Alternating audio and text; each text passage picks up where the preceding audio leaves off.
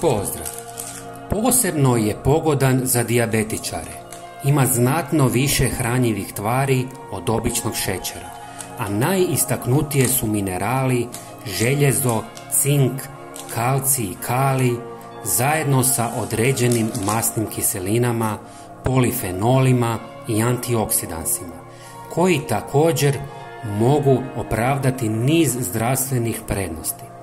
Također sadrži vitamin C, vitamin B1, B2, B3 i B6 i nekoliko aminokiselina.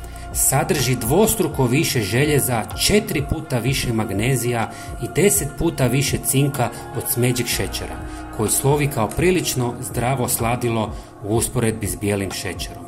Kokosov šećer se dobiva iz biljnog soka kokosove palme.